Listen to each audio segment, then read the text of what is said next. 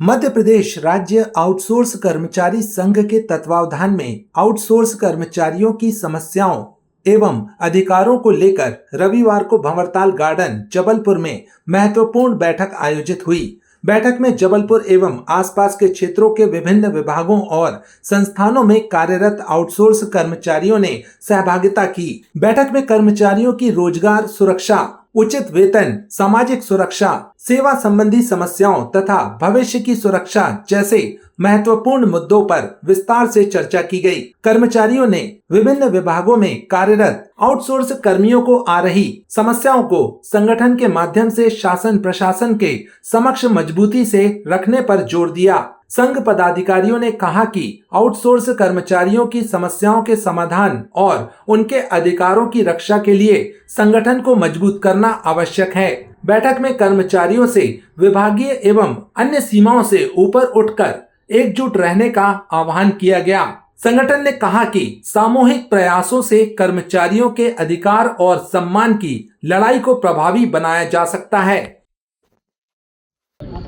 आशीष सिंह सिसोदिया, प्रदेश अध्यक्ष, मध्य प्रदेश राज्य आउटसोर्स कर्मचारी संघ। आज जबलपुर के भंवरताल गार्डन में संगठन को मजबूत करने के लिए और सभी शासकीय कार्यालयों की शक्ति को एकजुट करने के लिए संगठन की एक संगठनात्मक बैठक रखी गई है। आगामी दिनों में हम मध्य प्रदेश के 55 जिलों में 17 अगस्त को कलेक्ट्रेट कार्यालय में माननीय मुख्यमंत्री के नाम ज्ञापन देंगे और इन 55 जिलों में जो ज्ञापन दिए जाएंगे, इससे भी यदि हमारी बात नहीं सुनी जाती है तो प्रदेश स्तर पर एक बड़ा आंदोलन करेंगे। 55 जिले मिलकर और सभी विभाग इसमें शामिल रहेंगे। क्या मांगे हैं आपकी, क्या समस्या? समस्या है, हमारे लोगों के 6-6 महीने तक वेतन नहीं आ रहा। ठेकेदार से बोलते हैं तो ठेकेदार कहता है विभाग ने नहीं किया, विभाग से बोलते हैं तो बजट नहीं आया। बहुत सारी समस्याएं हैं। नौकरी से बिना कारण, बिना नोटिस के निकाल दिया जाता है। वेतन मांगने पर नौकरी टेंडर जैसे ही ख़त्म होता है तो नया जो ठेकेदार आता है वो पैसे मांगता है दोबारा रिन्यू करने के लिए 18,000, 20,000। और जो वेतन है वो भी जीवन जीने योग्य नहीं है। 10-11 हज़ार रुपये में क्या घर चलता है क्या?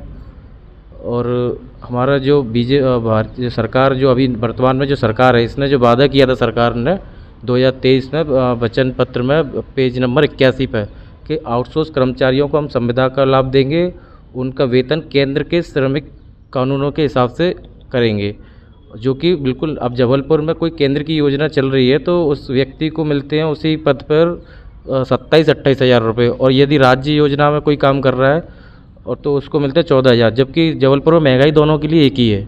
तो यही सारी चीज़ों को लेके हम प्रदेश व्यापी आंदोलन के लिए जन जागरण अभियान में निकले हैं और पूरे सभी विभागों को एक कर एक मंच पर लाकर और पूरे प्रदेश को एक करने के लिए भोपाल के जम्बूरी मैदान में एक बड़ा आंदोलन होगा आगे वाले समय में। बात करें तो कितने कर्मचारी? बहुत सारी समस्याएं हैं और उन समस्याओं के लिए ही मुझे आशीष सिंह सिसोदिया, प्रदेश अध्यक्ष, उनको जबलपुर में आमंत्रित करना पड़ा। अभी कुछ समय से जो अनियमितताएँ शासन के द्वारा चली जा रही हैं, पेमेंट समय पे न देना, ओवर टाइम काम कराना, हम लोग का टोटल शोषण किया जा रहा है। 11,600 रुपये की तनख्वाह दी जाती है। इतने कम वेतन में कौन अपना घर परिवार चला लेगा? प्रशासन को बार बार बोलने पर भी किसी प्रकार की हमारी कोई मांग को सुना ही नहीं जाता। तो हम लोग चाहते हैं कि कुछ तो सुधार हो, कम से कम हमें हमारे घर चलाने योग्य जो हमारा वेतन है वो दिया जाए। समय की अनियमितता है, 1 से 5 तारीख तक का जो समय है वेतन का होता है, हमारा वेतन 3 महीने नहीं दिया जाता। प्रशासन को बार बार बोलने पर भी हमारे वेतन को नियमित करने के लिए, लेकिन वो उनकी सुनवाई नहीं करते।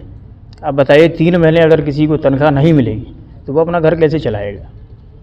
इसके लिए हम लोगों ने आंदोलन भी किया था, उस पर थोड़ा सा सुधार तो हुआ, लेकिन आगे भविष्य में हमें ऐसी परिस्थितियों का सामना ना करना पड़े, इसलिए हम लोगों ने आशीष भैया को बुलाया, उनसे अपनी मांगें रखी हैं।